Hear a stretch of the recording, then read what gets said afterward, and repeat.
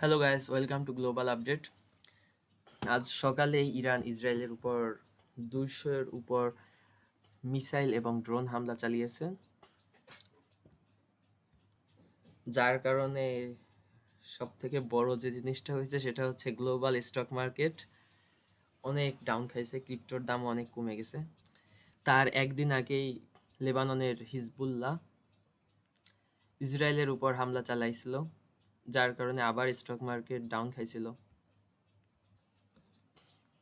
Israel দাবি করতেছে 80%-এর উপর ড্রোন আর মিসাইল তারা মাটিতে আঘাত করার আগেই ধ্বংস করে দিছে। আমরা অনেকেই অনুমান করে বসেছিলাম যে কিছু একটা তো করবে ইরান, তো সেটা ফাইনালি করছে। এখন দেখার বিষয় হচ্ছে ইসরায়েল কি করবে। আমেরিকা অলরেডি বলে দিছে ইসরায়েলরে যে যা হয়েছে হয়েছে, ওই পর্যন্ত রাখো, এর বেশি কিছু করো না। আমেরিকা আরও বলছে যে সিরিয়ায় ইরানের কাউন্সিলেটে হামলা করার আগে ইসরায়েল আমাদের কিচ্ছু বলে নাই, তো এক্ষেত্রেও আমরা কিছু জানি না, কিন্তু ইসরায়েলের ডিফেন্সের জন্য আমরা সবসময় রেডি আছি। এখন যে কথাটা মেইন বিষয় সেটা হচ্ছে ইসরায়েল এখন কি হামলা করবে না কি করবে, এখন কি হবে সেটাই মেইন বিষয়। তো ইসরায়েল এখানে যেটা করতে পারে, দুটো জিনিস করতে পারে, দুটো না তিনটা জিনিস করতে পারে। তিনটা হচ্ছে, প্রথমত ইসরায়েল কিছুই করবে না, টোটালি কিছুই করবে না। দ্বিতীয়ত হচ্ছে ছোটোখাটো একটু হামলা করতে পারে আশেপাশে। আর তৃতীয়ত হচ্ছে লার্জ স্কেলে অ্যাটাক করতে পারে, যেটা করার ক্ষমতা ইসরায়েলের আছে মোটামুটি। তো এইটা যদি হয় তখন আমেরিকাও ইনভলভ হবে, কারণ ইসরায়েল যদি ইরানে বড় স্কেলে হামলা করে তখন আবার ইরানও রিটালিয়েট করবে। তারপরে কারণ আপনারা জানেন যে ইসরায়েলের ধ্বংস করার মতন ক্ষমতা ইরানের কাছে আছে। তো সেই ক্ষেত্রে ইউএসএরও আশা লাগবে। আমেরিকার অনেকগুলা বেস ওমানে আছে, ইউনাইটেড আরব আমিরাতে আছে, সৌদি আরবে আছে, কুয়েতে আছে, কাতারে আছে, সব জায়গা আছে, একদম সব জায়গা। ইরাকেও আছে।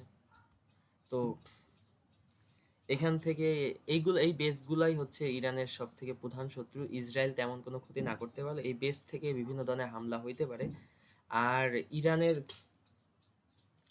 যে সংবিধান, সেখানেই লেখা আছে যদি ইরানে কোনো প্রকার হামলা হয় সেক্ষেত্রে ইরান এই যে চোখ পয়েন্ট যেটা দেখতেছেন এটা বন্ধ করে দেবে। এটা বন্ধ করার ফলে কাতার, বাহরাইন, সৌদি আরব, ইরাক, এই সব দেশ থেকে কোনো তেলের চালান এদিক যাইতে পারবে না, কোনো দেশেই যাইতে পারবে না। আর এই চোখ পয়েন্টটা বন্ধ হলে এখান থেকে অলমোস্ট 20% তেল, 20 to 30% তেল পুরো বিশ্বে রপ্তানি হয়। তো এইটা বন্ধ হয়ে গেলে তেলের দাম ব্যাপক আকারে বেড়ে যাবে। সেক্ষেত্রে বাংলাদেশ, ভারত বলেন, মায়ানমার তো অলরেডি গেছে, থাইল্যান্ড, এই সব দেশের ভয়ানক সমস্যা হবে। ইভেন সব থেকে বড় সমস্যা হবে ইউরোপের, কারণ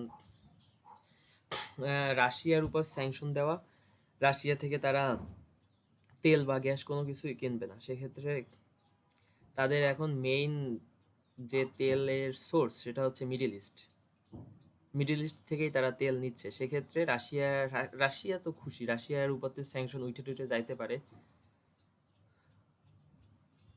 তো প্রথম এবং দ্বিতীয় যে অপশন, সেই দুটা মনে হয় না ইউজ করবে, কারণ কিছু না করলে ইরানের মানিজ্য থাকবে না, ইসরায়েলের মানিজ্য থাকবে না। আর তৃতীয় অপশনটা নিলে যদি ফুল স্কেল যুদ্ধ শুরু করে সেক্ষেত্রেও অনেক সমস্যা, ইরানের সাথে পারবে না। আর ইরান তো যুদ্ধ করবে, ইরান কিন্তু মেইন যুদ্ধ হবে হচ্ছে হিজবুল্লাহ আর ইসরায়েলের সাথে, হিজবুল্লাহ, হামাস, তারপরে এইখানে হুতি আছে ইয়েমেনে, এদের সাথেই মেইনলি যুদ্ধটা হবে। আপনি যদি দেখেন এখানে যতগুলা প্রক্সি আছে ইরানের, যতগুলা এরকম ছোট ছোট সংস্থা আছে যারা ইরানের প্রক্সি নামে পরিচিত, তারা সবাই কেউ সৌদিরে ঘৃণা করে, কেউ আমেরিকারে ঘৃণা করে। সৌদির সাথে ঝামেলা থাকলেও আমেরিকার সাথে ঝামেলা নাও থাকতে পারে, বা আমেরিকার সাথে ঝামেলা থাকলেও সৌদির সাথে ঝামেলা না থাকতে পারে, কিন্তু সবার বিষয় একটা জিনিস কমন, তারা সবাই ইসরায়েল রে ঘৃণা করে।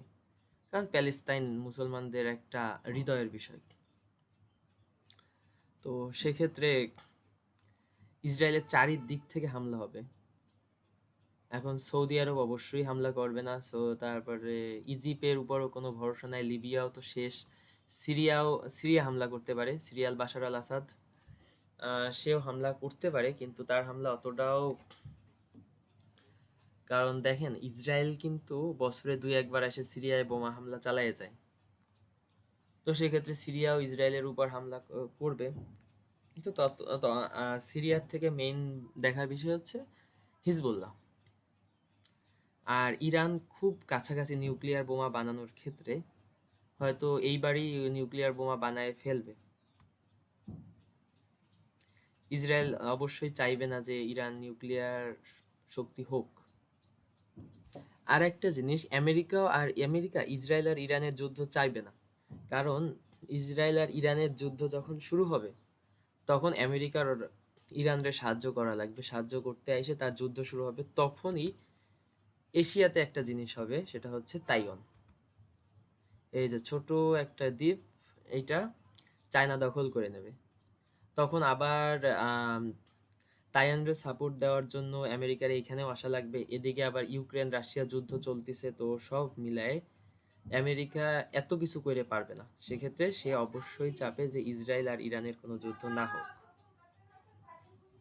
তো মোস্ট প্রবাবলি হবে ইসরায়েল ইরানের কোনো একটা ছোট মোটো জায়গায় এইখানে বা এইখানে কোনো জায়গা হামলা চালাবে, চালানোর আগে বলে দেবে।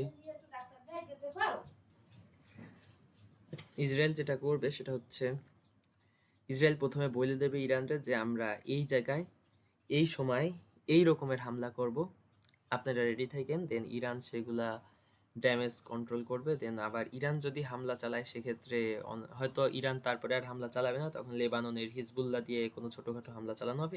এভাবেই বিষয়টা মিটমাট হয়ে যাবে। কারণ ইরানের পক্ষেও এখন বড় কোনো যুদ্ধ করা সম্ভব না, তাদের অর্থনৈতিক অবস্থা খুব একটা ভালো না, ইসরায়েলেরও একদম ভাঙচুর অবস্থা। আর আমেরিকারও ইলেকশন বা আমেরিকার আগের মতন তেমন ক্ষমতা নাই, কারণ চায়না আছে, রাশিয়া আছে।